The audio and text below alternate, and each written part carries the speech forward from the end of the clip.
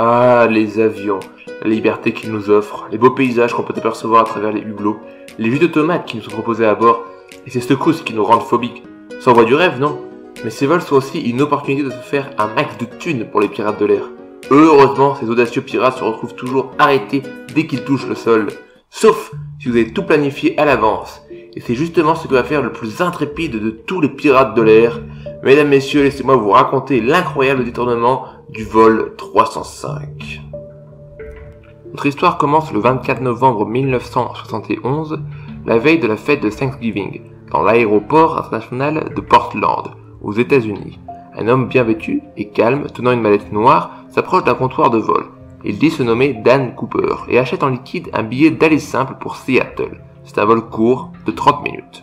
Après avoir embarqué et décollé dans un Boeing 727, Cooper remet une note à une hôtesse de l'air. Celle-ci pense alors « Encore un homme d'affaires qui drague les hôtesses. Il y a sûrement son numéro de téléphone sur cette note. » Cooper lui lance « Mademoiselle, vous feriez mieux de regarder cette note, j'ai une bombe. » La note disait en effet « J'ai une bombe dans ma mallette, je m'en servirai si nécessaire, je veux que vous restiez à mes côtés, vous êtes détourné. » L'hôtesse de l'air se dépêche alors d'alerter le cockpit des intentions de Cooper, et les pilotes s'empressent d'appeler la tour de contrôle de l'aéroport de Seattle.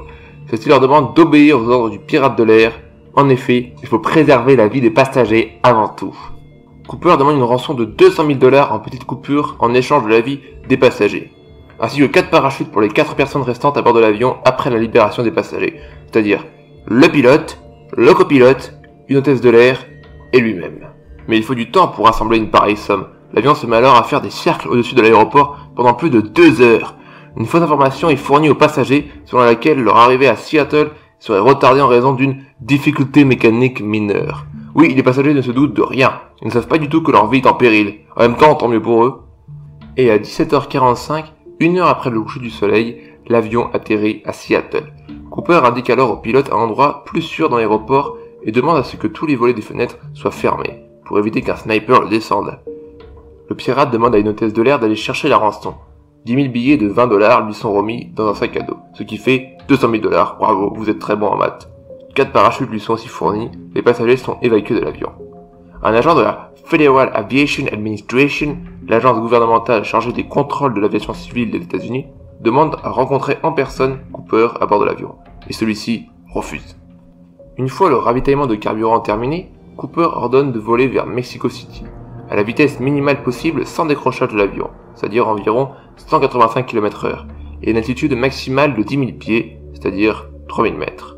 Il précise également que le train d'atterrissage doit rester déployé en position de décollage et d'atterrissage, et que la cabine ne soit pas pressurisée. Après le décollage, le pirate de l'air demande à tous les membres de l'équipage d'entrer dans le cockpit et de s'y enfermer. 5 avions de chasse entourent l'avion de ligne durant tout son détournement. Vers 20h, un voyant lumineux se met à clignoter dans le cockpit, indiquant que l'escalier aérien arrière vient d'être activé. Puis l'équipage remarque un changement de pression de l'air. La porte arrière de l'appareil vient de s'ouvrir. D.B. Cooper vient de commettre la plus folle des évasions. Il vient de sauter en vol avec tout de l'argent et avec son parachute. À cause de l'obscurité et des nuages, aucun des avions de chasse ne l'a vu sauter et aucun n'a localisé l'endroit où il aurait pu atterrir. Le FBI va alors rechercher activement ce Cooper, mais aucune trace de l'homme ou de son parachute n'est trouvée. Et ce jusqu'en 1980, où une partie de la rançon fut découverte par une famille qui pique-niquait sur les rives du fleuve Columbia. Mais malgré ça, l'affaire n'avance pas, si bien que le 12 juillet 2016, le FBI déclare improbable la résolution de cette enquête et annonce la fin de ses recherches, soit 45 ans après le début de l'enquête. Aujourd'hui, personne ne sait où est Cooper, même s'il est toujours vivant, mais une chose est sûre, cette incroyable histoire fait encore couler pas mal d'encre et continue d'alimenter l'imagination de détectives en herbe. En tout cas, D.B. Cooper reste à ce jour le pirate de l'air qui a réussi le détournement le plus efficace de l'histoire de l'aviation.